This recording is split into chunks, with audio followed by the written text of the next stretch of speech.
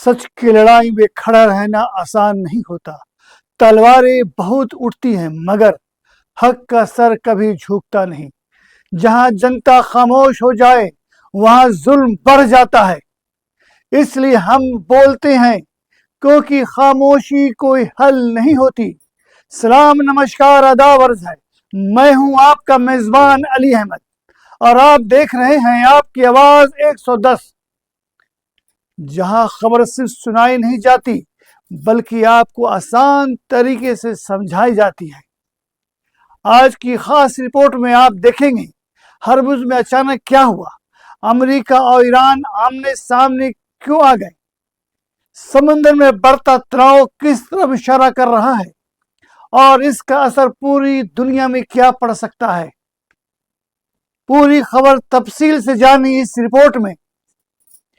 पिछले 12 घंटों में जो हुआ है उसने मिडिल ईस्ट के हालात को एक बार फिर बेहद खतरनाक मोड़ पर ला दिया है।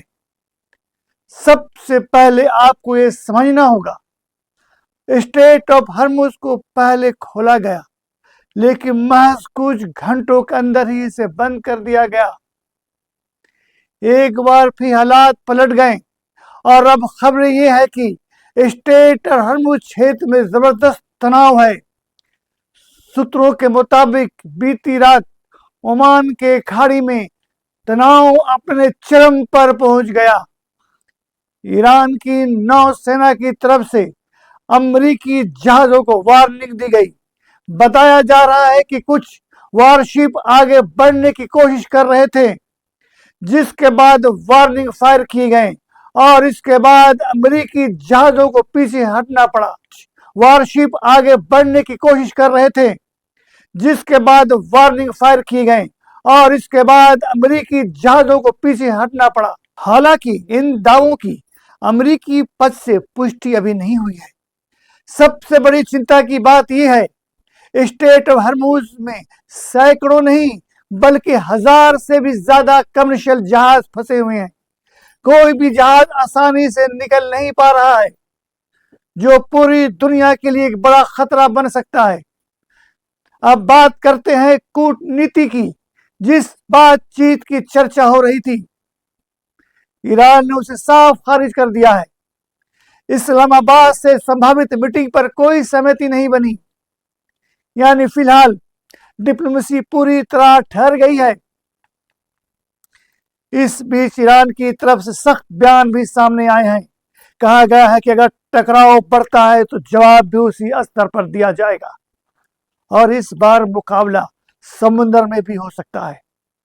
इन बयानों की पूरी पुष्टि अलग अलग स्तर पर जरूरी है।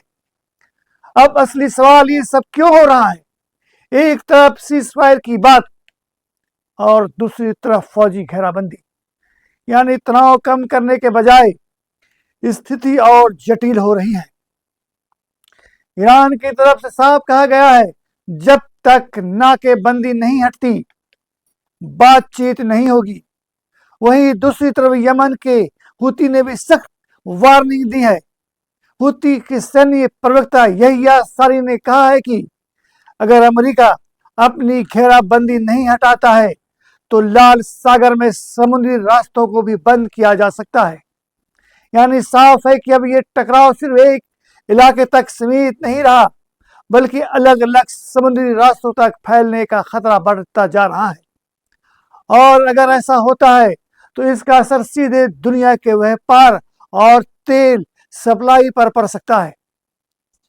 दूसरी तरफ अमेरिका की फौजी मौजूदगी और कई वारशिप, फाइटर जेट्स और हजारों सैनिक फौजी, ये सब इस बात का संकेत है कि स्थिति कभी भी भड़क सकती है।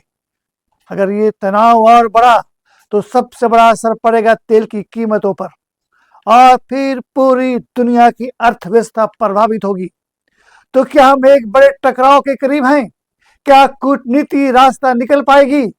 क्या अब ये फैसला मैदान में होगा? ये सवाल अब पूरी दुनिया के सामने है। जब ताकत जुबान बन जाए तो इंसानियत सबसे पहले खामोश होती है। अब ये देखना होगा, क्या दुनिया एक और जंग झेलेगी या इतिहास से कुछ सीखेगी? आज फारस की खाड़ी में हथियार आमने सामने हैं, लेकिन असली इम्तिहान इंसानियत का है। अब सवाल ये नहीं कि कौन कितना ताकतवर है, सवाल ये है क्या दुनिया एक और जंग का बोझ उठा पाएगी। क्या आप सोचते हैं? कमेंट बॉक्स में अपनी राय जरूर लिखें। मैं हूं वली अहमद और आप देख रहे थे आपकी आवाज 110। अगर ये खबर आपको पसंद आई हो तो लाइक कीजिए, शेयर कीजिए और आपकी आवाज 110 से जुड़े रहने के लिए सब्सक्राइब जरूर कीजिए, क्योंकि यहाँ खबर सिर्फ दिखाई नहीं जाती, समझाई भी जाती है। खुदा हाफिज, खुदा निगहबान और देश के हर शहरी को मेरा सलाम। जय हिंद। फिलहाल के लिए बस इतना ही। अगले खबर का इंतजार कीजिए। मैं चल आ रहा हूं।